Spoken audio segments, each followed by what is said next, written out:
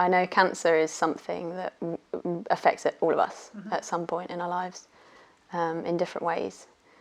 But the thing that I've found with you is that you seem to be able to find the light in things. I try.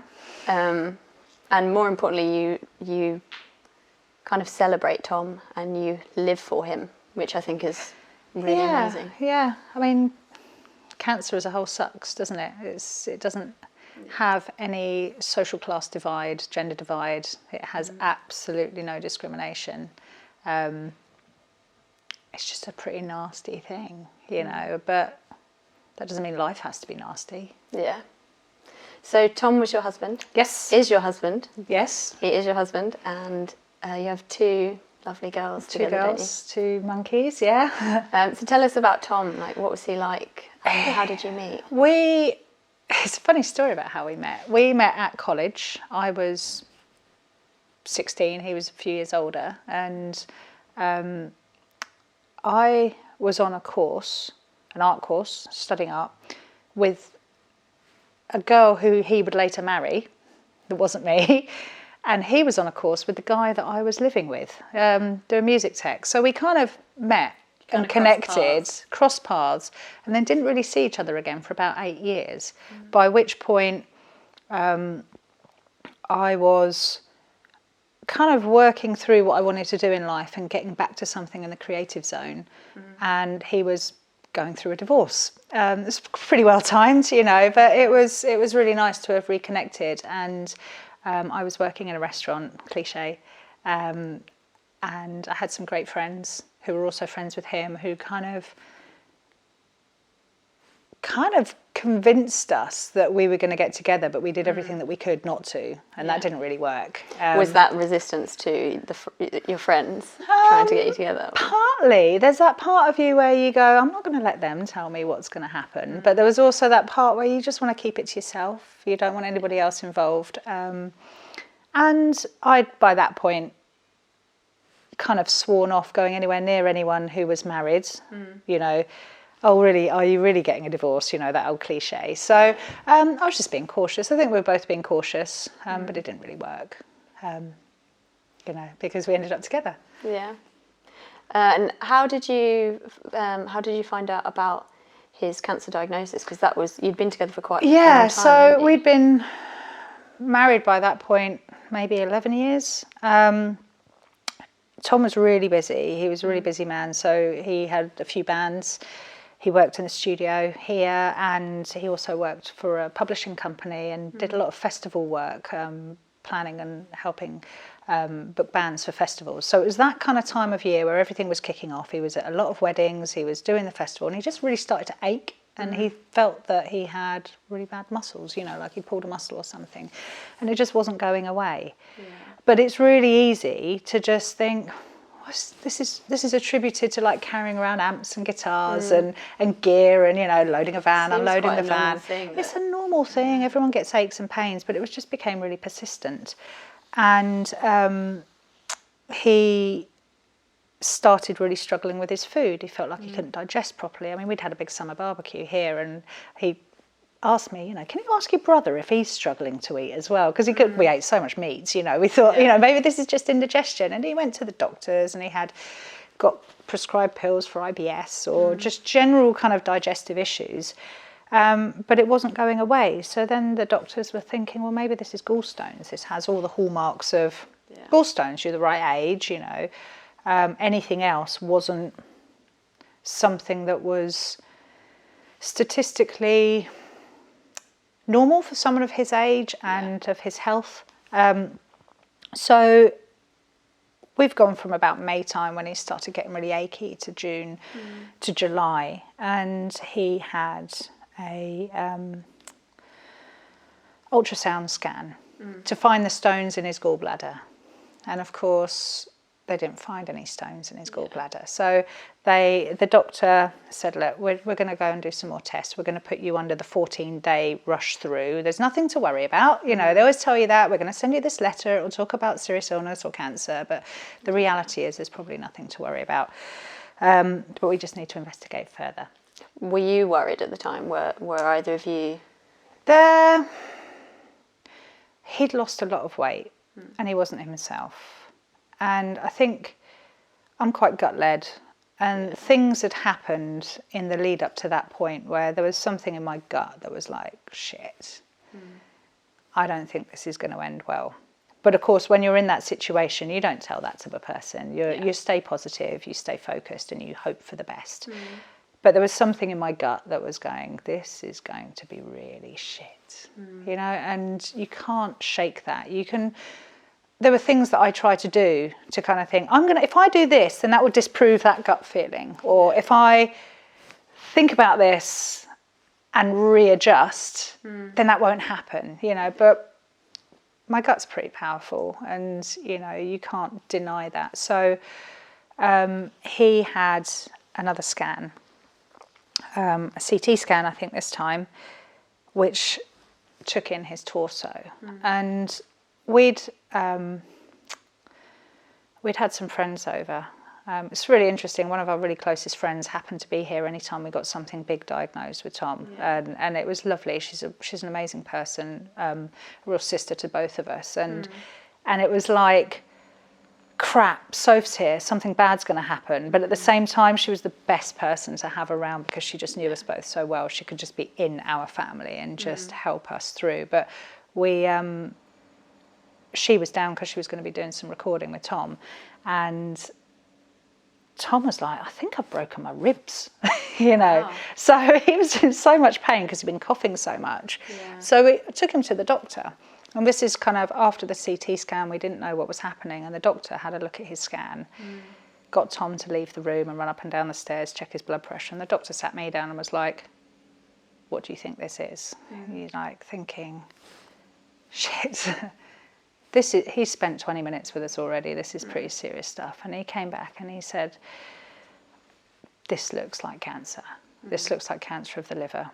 But statistically, you don't tick any of the boxes. And it doesn't look like it started in the liver, which means that this looks like a secondary cancer.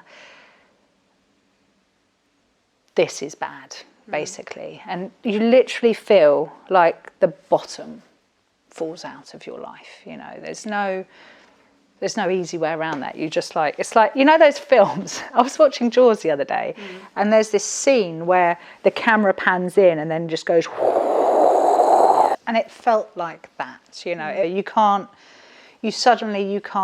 hear anything, you can't feel anything, you're just like, what the actual fuck, you know. That is literally how you feel. And we were like, okay, we're going on holiday next week. We've literally just paid our holiday. The doctor went, you've got to cancel it. You know, which was, that's a whole other story because the insurance company wouldn't pay us out for that. But it is one of those kind of, crap, your life suddenly changes in an instant. We went from, let's push through all our jobs. We are really looking forward to going on holiday, getting some time away. It's a massively busy season for us. You're looking forward to this break. Then suddenly your life becomes cancer admin. It becomes medical appointments. It becomes chemo journeys. It becomes documenting it, making notes, learning about new medicine, making medicine charts. And that day, instead of coming home, we went to the beach and we just sat down and we just tried to take stock of the news that we just received. And even though it wasn't a formal diagnosis, it was the doctor was very much, I'm not the one who should be telling you this, but I can't not tell you. And we came back home eventually, called Tom's parents, called my parents. How do you deliver that news? And particularly to the girls as well, how do you prepare them for what could happen? That's a really good question. I think it's a little bit like ripping a plaster off. There's no gentle way that you can say this. I think the hardest thing was probably at that moment telling Tom's parents, you know, because that's their son. We're delivering this awful news that, you know, Tom's dad has cancer. our nephew died of cancer, you know, so there's a lot of baggage that comes with that so in itself. much cancer baggage with... I think a lot of people have a lot of cancer baggage now as well. And it is really heart-rending to go, oh, crap, here we are again. And that was tough. We took some time, we hung out, we kind of did a little processing with the family, and then we came home and our friend was here, which was wonderful. And we all just kind of, and Steve, who worked here as well, was here. So we all just kind of bundled into this, right, we've done the family thing, now we're with our friends, let's get into our little huddle. Let's just have a big old group hug, work out what we're going to do, process this as best as you can. But with the kids, we didn't tell them too much. They were at the time 7 and 6. You know, there's still really young. They're little. You know, there's only, or maybe even 5. It's 7 and 6. It's hard to. You've got to give them age-appropriate information. You know, Daddy's really poorly. He's got something called cancer, and this is what it is. And the reason I had to tell them was because I bumped into someone in the street, and they started talking about Tom's cancer and what's going to happen with chemotherapy. And I'm trying to go, not yet, you know, not yet. My kids are there, and it kind of meant that I had to tell them more than I'd already told them so far, because I wasn't going to lie to them, but at the same time, we needed to tell them in a way that made them feel safe and secure. Was that difficult, actually, obviously once you've told people and they all care and they all want to know how you are, and did you find that difficult to deal with on top of going through it all? It was a lot of admin. Having lots of people wanting to know how you are and what's going on. Yeah, I got a lot of tilty heads. Oh, yeah. And a lot of people who don't really know what to say to me or what to say to us. But we're pretty upbeat, positive people, so we'd rather be really real about it, and this is how we feel now, this is how we're processing this is what we're doing. Oh, this is fun, we're going to go out for a night out, or we're going to go to the cinema, or got some pills which means you can eat, let's go and eat steak, you know. And although it was devastating news, we made a conscious effort to not allow it to devastate our lives as much as it could, because you know, you kind of think that you don't have any control over this. You don't have any control over what's happening, but you do have control and choice over how you react to it. Yeah. And that has been the biggest player all the way through this, is recognising that some things you just have to accept. You can't change it. There's nothing you can physically do to make that situation different. And once you've accepted it, you can then deal with how you then move forward with, you know, with the process, with all of it. You can choose how you react. So it doesn't mean you don't have bad days. It doesn't mean that there are times when you're not just in a crumpled heap on the floor. But you don't have to let that be your constant state of mind. You can feel it, process it. The time that you do have, regardless of what's going on. Exactly. And there were probably, I mean, Tom dealt with it in a really great way. He was like, right, I'm going to learn how to vlog. He'd been following various people on YouTube. Yeah, they were awesome vlogs. And so we sat down and we had a bit of a geek session about, okay, which little camera are you going to get? How are you going to do this? You know, a little 101 education from me on ISO and, you know, framing, etc. But he did a great job, and that was a really creative way for him to actually document this journey. He asked me to photograph the journey and document it my way, which I did. It's a very personal thing, but it was... Did that feel kind of healing for you, looking back now, to be a part of the process and be able to do that with him? It was really important. You know, we're both very creative people. There are people out there who would write a song about this, and that's their way of processing it. My way was visual. Tom chose to go visual for his documenting of it, because I think for him, picking up his guitar or writing a song just was too painful for him to do, so he chose a different way. And I think there's something really, really true and vulnerable about capturing the most intimate, albeit negatively painful parts of your life. There's some beauty in that, because it is life. It's also getting it out of you, which I always think is a really important thing, actually, to not let it sit. Exactly. People deal with things in different ways. Some people need to just sit and let emotion out. And Yeah.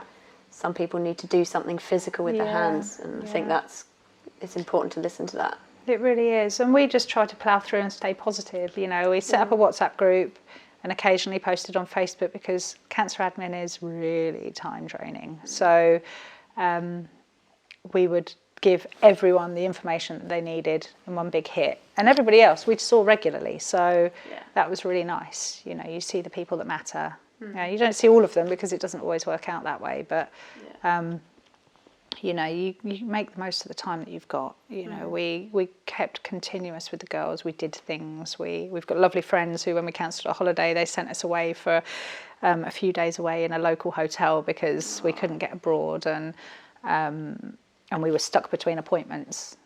So even though Tom was really poorly, the kids still look back at that time. Even this morning they said to me, "Can we go back to Moonfleet?" I'm like, "It's not quite so much fun for me as it is for you, but yes."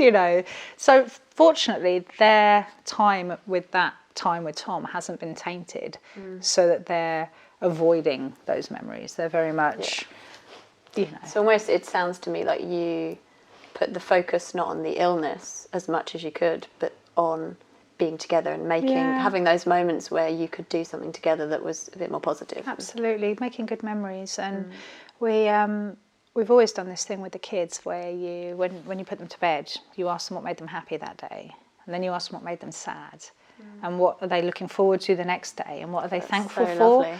And that we maintained continuously, so that they could see and hear and understand that actually there's always going to be crap stuff. There's always going to be stuff that makes you sad, but there's always going to be stuff that makes you happy, and there's always something to look forward to, and there's always something to be thankful for. So even in the depths of the darkest points, there's good stuff, and you just have to seek it, and it's there, and you've got that choice as to whether you choose to seek it or you choose to just focus on the darkness. And actually, life is so much better when you look at what is great out there as well, because there's always going to be darkness. I think that's really powerful for anyone at any point in their life, actually. Just to refocus and be able to kind of remove yourself from the things that might be a bit too difficult. Or I was going for a run with my friend. I found that really helpful. I regularly meet my friend for dog walks and runs. And it was this gorgeous morning, and I was running through the park, and there were the crepuscular rays, the rays of sunlight that you can only see because of the darkness around you. Yeah. And that was just, I remember feeling that was just so profound in that moment. I just had to stop. I was like, hang on, we're halfway through our 5K. Let's just stop. I need to take a picture. Because for me, that was just a real big part of my healing process, was reminding myself that through the darkness, you have to have darkness for the light to shine through. And if there isn't the darkness, then you don't recognise the light. But they're not a but. It's not light but darkness. They're an and. They coexist. But it's up to you what you focus on. Yeah. And so what happened since, so May time was roughly when started noticing May time he started noticing. He got diagnosed at the end of July. And then he died at the end of December. So it was really less quick, than 5 months really from diagnosis to the day he died. It was very short, very short. We made a point of not finding out a prognosis, because we knew it was crap. When you get told you've got stage 4 cancer and it's terminal, and any chemo is going to be palliative rather than restorative. You don't need someone to say, well, it's going to be 7 weeks and 3. You don't need that. So kind of take each day as it comes. Absolutely, and that time was filled with a lot of chemo, a lot of hospital trips, and that must have been really tiring for Tom. I mean, it's not nice. You're being pumped full of poison anyway. At one point, it was like Breaking Bad in here, because we were also mixing up cannabis oil and trying everything, trying to help him with CBD oil, cannabis oil, chemo, lots of good vitamins, great food. Was that more for pain rather than, or was that to kind of prolong? Reduce the tumours. Yeah. So everything, really. You kind of, when you're met with the idea of death, you look at everything and go, what is going to help? What could possibly be the answer here? Is it going to be this? Is it going to be that? And Tom's tumours did shrink massively. But unfortunately, they had spread to his bones, which meant that we didn't know that they were on his bones. But when they started shrinking, it left cavities in his spine. So he was rushed to hospital one day where we were actually thinking, is he paralysed? Is he like millimetres away from his spinal column collapsing and hitting his cord and paralysing him? And so he had radiotherapy. But that was the beginning of the end, I think, because when that happened, he couldn't move. We had to change bedrooms. That really changes. Really a lot. changed the dynamics of everything. He wasn't as mobile. He was in a lot of pain. And pain management is something that takes time to actually get right. And I think for Tom, there was a part of him that didn't want to be so overloaded with pain meds that he couldn't actually focus. But that got to the point where he became quite unwell, that actually more chemo just wasn't an option. He started deteriorating quite rapidly after that point. But so, yeah, it was very, very quick. How do you deal with that kind of beginning, middle of summer, that you realise there's something wrong, to the end of the year when you're a widow, effectively, and you don't have Tom with you anymore? Yeah. How do you deal with that? How do you deal with it? I don't know. You just do. You just crack on, one foot in front of the other. You stay positive, stay focused. You know, there's an element of, we were in this point of, you know, you're praying, you're putting all your energy into the best thoughts, the best prayers, the best everything that you can, and you're hoping that somewhere miraculously healing happens, or you're hoping that whatever happens is quick, so there's no pain. You know, you're caught between this valley of wanting someone healed, but wanting them also to be out of pain, and you don't know which one it's going to be, and you're hoping for the healing, but the logic and the reality and the diagnosis sets in, and you're like, well, this is probably what's going to happen. So you just hope that it's going to be pain-free, that it's going to be kind, that it's going to be dignified. And you just, I think St Wilfrid's, the hospice, played a major part in how I coped with my sudden widowhood. To see someone in a place, he wasn't there long, 5 days, but we'd spent some time in the hospital, and that was awful. No disrespect to the NHS teams or anything like that. It was more the kind of the busyness, the constant, someone coming into your room, someone cleaning, consultants, you know. It's a difficult environment for anyone. It's a very difficult environment. Tom had a couple of strokes by this point, so he became very confused. He'd become quite agitated at times. And all you want is for him to rest. And then you've got people going, I want to do more tests, I want to do this. So we managed to get him transferred to St Wilfrid's, and that just changed everything. He was in an environment where he was the primary person to be looked after on his schedule. And that was wonderful, because it meant that if he was sleeping, he didn't have those tests. You know, the team was so kind, compassionate, you know, the dignity that they were able to give him in this last week was just incredible. And that, for me, really helped me process that path of death, you know, where you can watch someone. No one I wouldn't wish anyone to watch someone die, you know, and I've just literally done it twice in just over a year, and that is hard. But when you're met with a team of people for whom they want to make this process as kind, as dignified, as peaceful as possible, you can't help but think, whatever that passing was, wherever that person goes next, and you know, you hope it's heaven. Is it heaven? You hope it's heaven. You hope you're going to meet them again soon. You hope that there's this all amazing place where whatever party it is that you're going to want to do, that's where you're going to be. It felt right, but also there's a spiritually, you know, when Tom and I married, we became one. We joined. But at the moment of Tom's death, I remember there was this process where, you know, you talk about the spiritual side of it, the soul connection, where as his wife, being able to say to him, you know, you make your choice. If you're there and you're met somewhere and you're given a choice whether you come back or you stay, I trust you to make the right choice. But that met with a feeling in my gut, in my deep soul, that can only be described as like the uprooting of a tree. Because if two people have connected and they've lived their lives together, they're entwined. And it just felt like the most deeply powerful tugging. Like a tugging that wasn't wanting to be happened, but it was happening. And I really and truly felt like if our souls were disconnecting, that had to happen.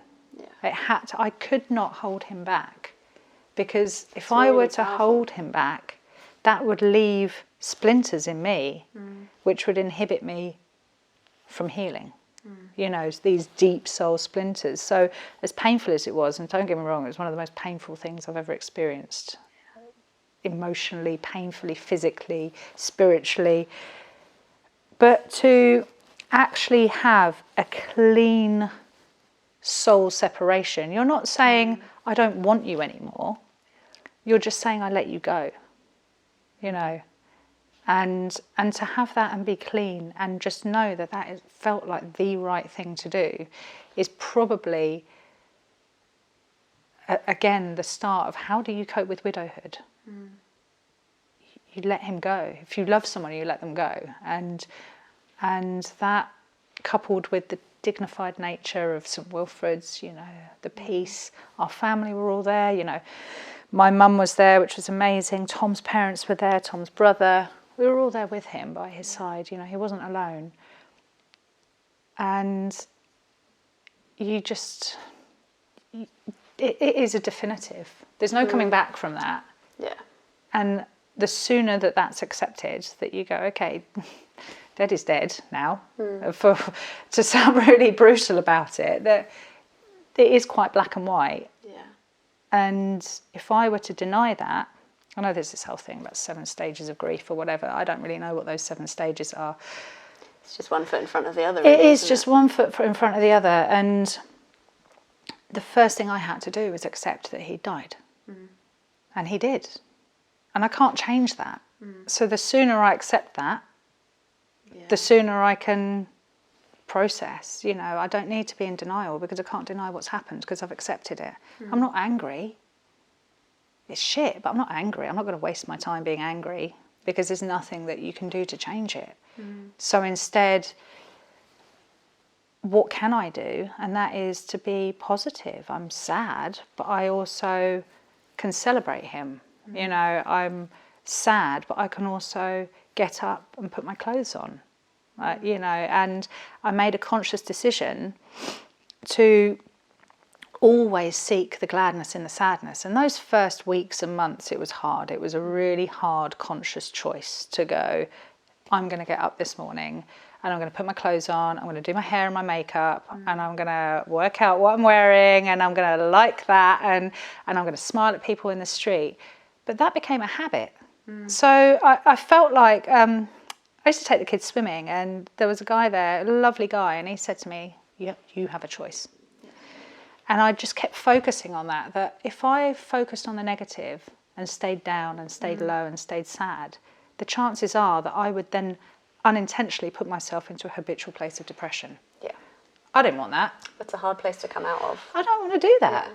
So instead, I habitually put myself into a place of positivity and seeking the good stuff, seeking the gladness, you know, because bad stuff happens, but there's always good stuff around. And that's not to disrespect Tom's memory, that's not to negate what we had and what we were, because I'm pretty sure that he would have done the same thing. When we lost our nephew, we had a really similar way of dealing with death. Yeah. So I know that the way I'm dealing with his death, if he were to say anything to me, he'd probably say, you're doing the right thing. You know, I don't feel like at any point in this have I acted or reacted in a way that would offend him or make him feel sad that I'm in this crazy place. And I think it's worked with the kids as well. We continue to do our happy sads every night. Tom died, we had Christmas a few days later, you know, and they were like, oh, really sad today, Daddy's not here. Oh, roller skates, you know, off we go and play. And that was really empowering to think, these kids, they've got no judgment. They don't know what society tells them about death. They don't know what traditions tell them about death. But their natural, built-in, intrinsic way of dealing with stuff is to go, I'm feeling this right now. Oh, this is fun. And it's as if the body naturally gives you opportunity to fix your cracks. So I've had this picture pretty much during Tom's diagnosis and his death, where there's these Japanese pottery, it's called the art of kintsugi, where, you know, if the pottery breaks, they don't discard it, they rebuild it, but they fill the cracks with gold. And that makes it unique. And while Tom was ill, I felt like that was the main source of my heartbreaking, was seeing the person you love slowly dying.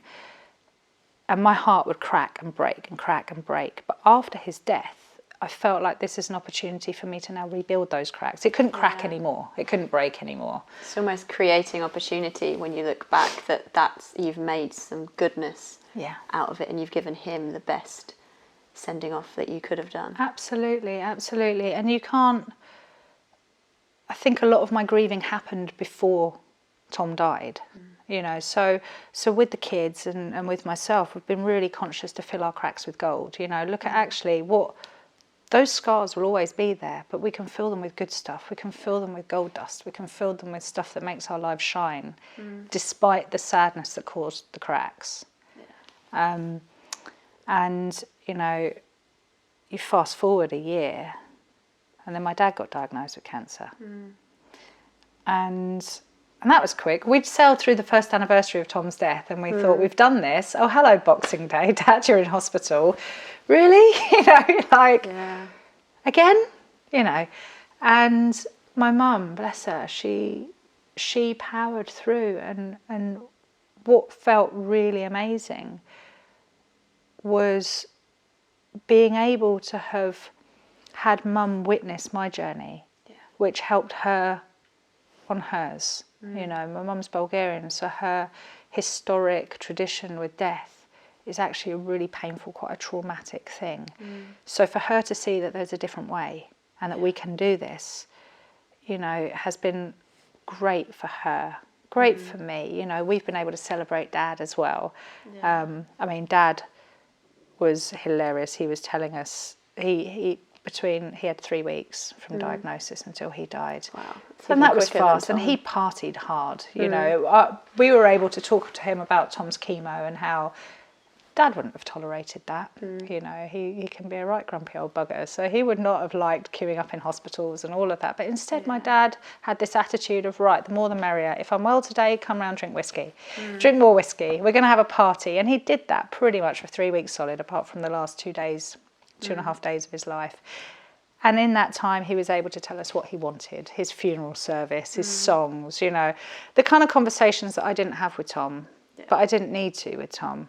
But Dad was quite, you know, this is what I want. You know, there are certain songs now, I'm like, really, Dad, I can't listen to that now.